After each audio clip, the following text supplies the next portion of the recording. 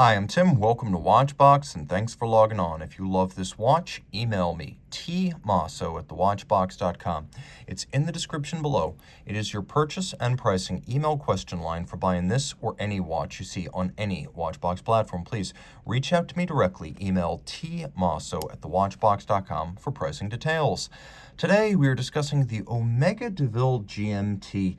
This is a stainless steel dual-time watch that's 38.7 millimeters in diameter by 11.5 millimeters thick, and it is 49.1 millimeters lug tip to lug tip with a 19 millimeter spacing between the lugs.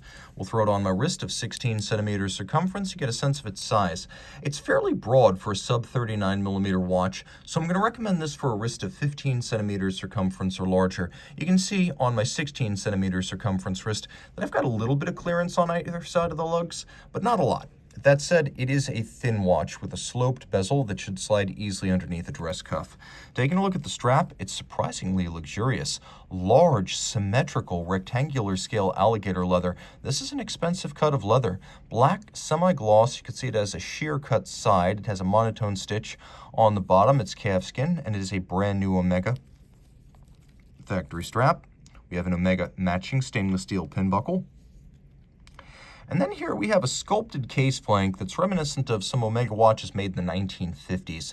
You can see that the lugs are fluted, and then in profile they are both fluted and stepped. We have a bezel that has a domed profile inboard, but the outer edge is flat. We have a little crown guard structure around the crown, which is unusual on a dress watch, but gives the watch a sporty vibe. Taking a look at the dial, it is a lovely rhodium color. Rhodium or ruthenium here used to darken the dial, and it has a pronounced sunburst graining that radiates out from the center, and it's an upscale look, far more so than the Speedmasters and Seamasters of the early 2000s. Here you can see that the de Ville line had already stepped into a higher echelon of luxury. That's what we get with the combination of that lovely ruthenium dial base, the deeply grooved satination of the sunburst, and the all-applied and faceted hour indices. You can see they're not just applique, they are faceted, which requires some fine work and attention to detail and a little bit more time to craft, which is why I like to see a watch like this from a mass manufacturer, because they were willing to slow down a little bit to improve the details. That continues on the date window, where you can see a special typeface here is used, and let me try to demonstrate this to best effect. You can see that they use the same font or typeface for the numerals of the date disc as they do on the dial itself. That's why I say attention to detail was lavished on this watch. Now at center, we have a little skeletonized red triangle index for the second time zone. We have lovely polished alpha style hands and applied and polished Omega logo and marquee. We have a lovely blued Lancet style seconds hand, and even the date window, if you look carefully, you can see that it's faceted and sloped rather than cut vertically through the dial itself. So this creates a more transitional slope from the dial down to the disc rather than a sheer and sloppy cut. So everything about this is thoughtfully considered, and perhaps surprisingly for a watch that is overtly dressy, it's quite well loomed, so there's no trouble comprehending it at night.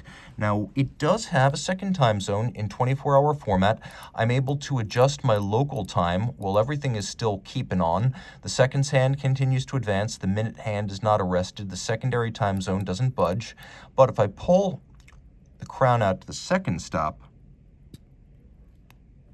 now hacking seconds is activated and everything sets and syncs. So what you want to do first is you want to set your minutes and you want to set your reference time zone, and then what you do is you set your local time.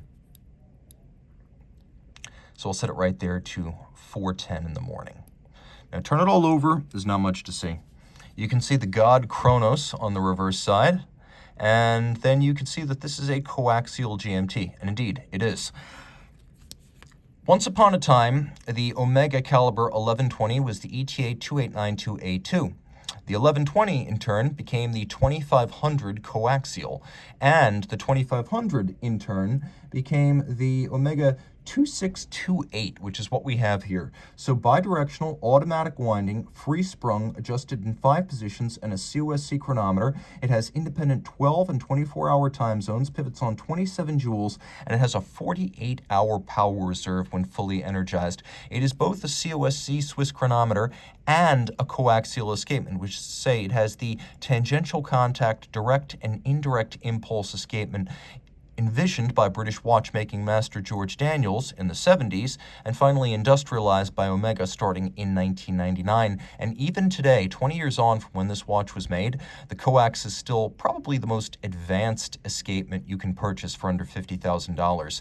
Now, in terms of water resistance, I believe the water resistance of this watch is between 30 and 50 meters, and because of its age, I'd recommend you not test the limits there, but it is standard dress watch fare in that regard, and it has a push-down crown rather than a screw down.